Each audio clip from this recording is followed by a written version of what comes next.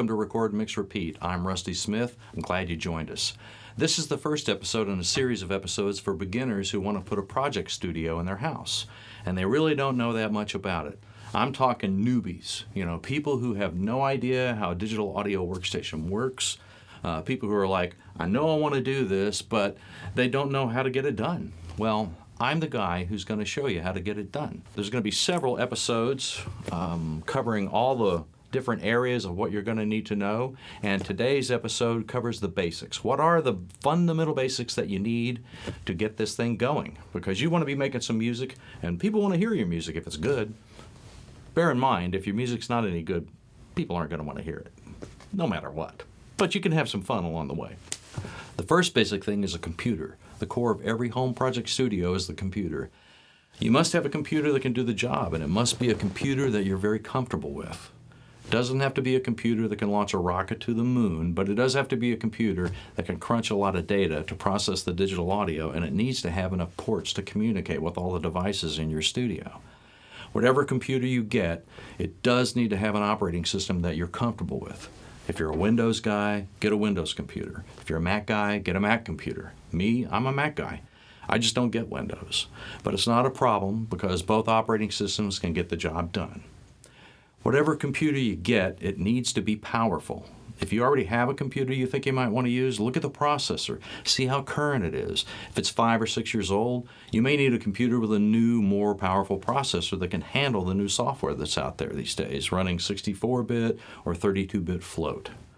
The next thing is memory. You're going to want to have at least 16 gig of memory. The more memory you can afford, the better, because the computer will be working very hard to process the digital audio and put out graphics and communicate with all the devices in your studio. The more RAM you have, the easier the load is going to be on a computer. The next thing the computer is going to need is USB ports. USB ports communicate with all the devices in your studio. These devices will include your audio interface, your keyboard, your mouse, your drum pad, MIDI controller, your MIDI keyboard to control virtual instruments. You might have modeling devices and possibly MIDI mixing controllers that have faders and knobs so you don't have to use a mouse while you mix. The computer will need both USB-C ports and USB-A ports. So, point is, get a powerful computer. Okay, the second fundamental thing you're going to need is an audio interface. Audio interfaces come in all different varieties. They go from simple to complex. Simple ones just have a couple of inputs and a couple of outputs. Complex ones have multiple inputs and multiple outputs, and some have advanced features to eliminate latency. Latency will be covered in an episode as well. The audio interface is what goes between what you want to record in the analog world and your digital audio workstation where you're going to be recording these things. No matter what you're trying to do, you've got to get an audio interface that covers your needs. So your first audio interface needs to be one that will get you up and running easily. If you intend to be recording a guitar and then a bass and then a tambourine and then a vocal, recording parts one at a time, well, a simple audio interface is going to work out just fine. If you intend to be working with some friends and you're going to be having several mics up and a few instruments and all these things are going to be recording at the same time on multiple tracks, well, you're going to need an interface that has more inputs and more outputs for the headphones for your friends. There's an episode in the series for beginners that covers audio interfaces, and that episode goes into all the details you're going to need to know. The third basic thing you need in your studio is speakers and headphones so you can hear what you're recording and hear it accurately. The speakers need to be right for your room. A large room is going to require bigger speakers. Smaller rooms need smaller speakers. If you're in a small room that has speakers that are too big, it will definitely not sound correct, and you'll be making some really bad recording and mixing decisions. Most project studios have what's known as near-field monitors. They don't tend to be very big. They're like this. These are near-field monitors that I use. They're 8-inch JBL speakers. This room isn't that big, but these speakers are big enough to move enough air in this room so I can hear things accurately. You need to be able to trust your speakers. That goes for headphones as well, and the key to this is buying major brands from manufacturers that have a great reputation. You may spend a little more money up front, but it'll pay off in the long run. Because if you can't trust your speakers, you're going to be wasting your time and you're going to get very frustrated, believe me. I've been mixing professionally for 35 years and I've gotten used to the way certain brands of speakers sound. I know I can trust my mixing decisions while I'm listening to those speakers. I have friends who, just like me, are recording engineers, and they all have speaker brands that they love. But guess what? They're not all the same brand. Some swear by KRK, some like Atom, others like Genelec speakers. Me, I'm used to JBL speakers because I've been mixing on them for years on all the re-recording stages here in Hollywood. I mean, I just can't hear Genelec speakers correctly. Everybody hears differently. So it may take some time, but you're going to have to figure out what speakers work for you so that when you hear your mixes on another device or over at your friend's house or you're hearing it in your car, it translates and it sounds the way you expect it to sound. The fourth basic thing you need in your studio is a digital audio workstation, usually referred to as a DAW. Now there's several players out there that make DAWs, and they're all very similar to each other in the respect that they try to emulate the equipment found in a control room of a recording studio. They're all a little bit different from each other, and they all have slightly different capabilities. They're steered toward different things as well. I mean, some are EDM oriented, focusing on virtual instruments, while others are more oriented toward classical recording techniques from the 60s and 70s, emulating cool mics and great tape recorders. I mean, there's Ableton Live, Logic Pro, Pro Tools, Studio One, Reason, Cakewalk, and the newest player on the block called Luna. The fun thing for me is that these digital audio workstations actually replicate the workflow of a recording studio. My first experience as a professional recording engineer started in 1981.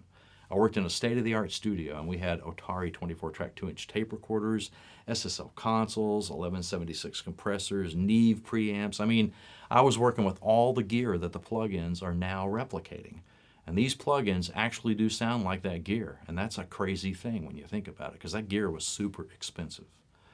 So the fun thing for me is that these digital audio workstations actually replicate that world, and you can have all that power in a project studio in your house, and it's non-destructive.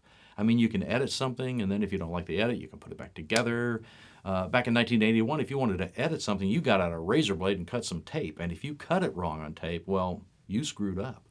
So yeah, digital audio workstations, they replicate that world, and you've got all that power in a project studio in your house. I mean, it's absolutely amazing. I will have an episode about digital audio workstations, different ones and all their different capabilities. Fifth basic thing you're going to need is a room, obviously. You've got to do this somewhere, right? Well, there's a lot to having a room. The main thing about the room is, what does the room sound like, right? I mean, I clap my hands in this room. It's a little live, but it doesn't go, it doesn't sound like this. In this room, you're going to be recording with microphones, and you're going to be listening through speakers. So while the instrument that the mic is in front of, or the voice that the mic is in front of, is making the noise it's making, that microphone is listening to that instrument, but it's also hearing the room. And so the room is very important, and it needs to not be too live. If it's too live, then you've got too much reverberance in the room. You're going to hear frequencies bouncing all over the place, and not only when you play back out of your speakers, but also when you're recording with the mic. So, hey, you've got all these reverberance with the microphone, and then you play it back, you're hearing the reverberance, and then you're hearing the reverberance of the room with the reverberance. It can get real messy. You don't want a room that's totally dead, but it can't be too live. A room that's got just a little bit of life is a good thing.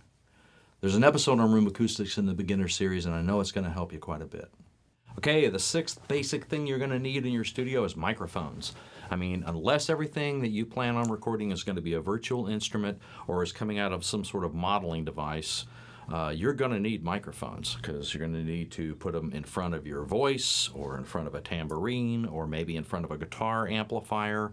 Who knows? But you're going to need some microphones. Now, microphones can cost anywhere from $50 to $20,000, and the smart thing to do is just start out basic with one or two industry standard microphones that are not expensive, and then you get a feel for what they sound like and learn how they operate. You should get yourself an industry standard dynamic mic and an industry standard condenser mic. There's an episode in the beginner series about microphones, and it goes into a lot of detail about what different kinds of mics there are to choose from, what to use them on, and how to use them.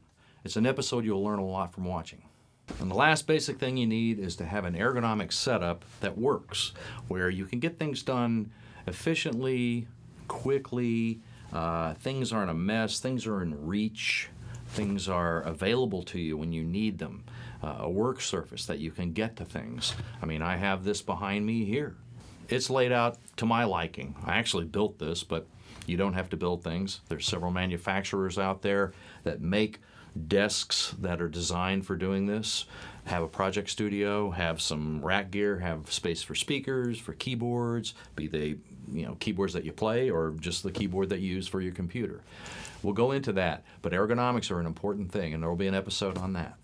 So if you're new to this and you're a beginner and you want to get your studio started off the right way, the Home Studio for Beginners series here at Record, Mix, Repeat will give you the knowledge and confidence you need to get your studio up and running. Please subscribe and watch the series. I know it's going to help you. I'm Rusty Smith, and thanks for watching.